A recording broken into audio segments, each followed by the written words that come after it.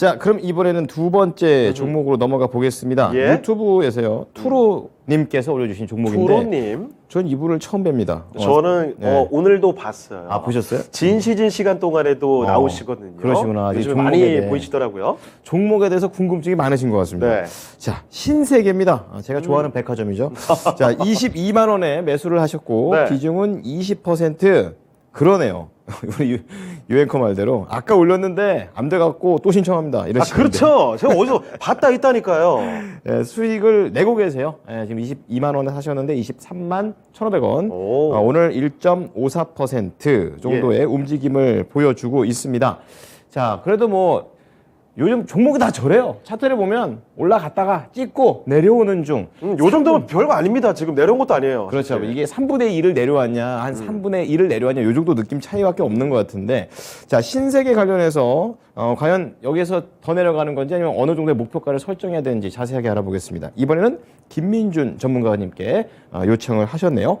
자, 전문가님, 신세계입니다. 어떻게 할까요? 네, 뭐 그렇게 어렵지 않은 업종을 택하신 것 같습니다. 오랜만에 이제 미스터 진단 나왔는데 뭐 보니까 파동의 모양을 좀 보고 사신 것 같아요. 리오프닝의 접근법을 가질 수도 있었고 또 소비주에 대한 뭐 가격 백화점 또 향후 면세점 회복에 대한 기대감 이런 걸 가지고 좀 사신 것 같은데 차트 모습 좀 보시죠. 진입 타점이 사이가 좀 있어 보이십니다. 바닥권에서 조금 횡보하는 가격에서 눌림목에서 사신 것 같고 지지대가 좀 20일 만에 형성돼 있기 때문에 분명히 기술적인 것은 나무랄 데가 없으신 것 같아요. 신세계의 뭐 기업 구조적인 설명은 크게 드릴 필요가 없기 때문에 진단 프로니까 가장 중요한 게 과연 백화점 관련된 주가 올라갈 수 있을 것이냐 그리고 면세점 회복이 하반기에 좀 이루어질 수 있을 것이냐 그리고 시청자님 궁금하신 보유했을 때 목표가가 어디까지 갈 것이냐 이런 세 가지인 것 같아요. 우선 첫 번째 보복 소비는 이제 좀 지나갔고요. 백화점은 분명히 구조적으로 역성장을 좀 하고 있습니다.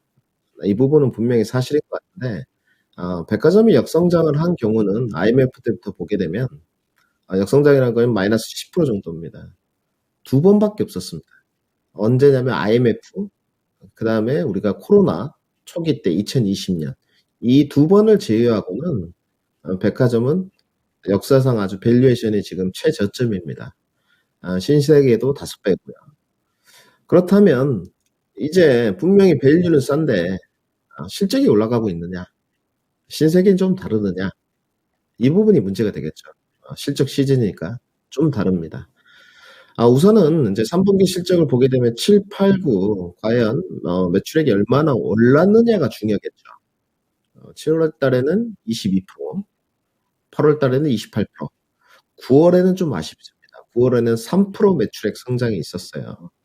그렇기 때문에 가이던스를 좀 보게 되면 3분기 실적이 호조를 좀 뗄 것이다. 이런 평들이 주류를 이루고 있습니다. 상당히 그래도 선방을 좀 했고요.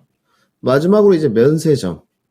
백화점에 가지고 있는 면세점 비중들이 있는데 이런 부분들이 리오프닝 바람을 타면서 회복세에 들어설 수 있을 것이냐 이건 당연하죠.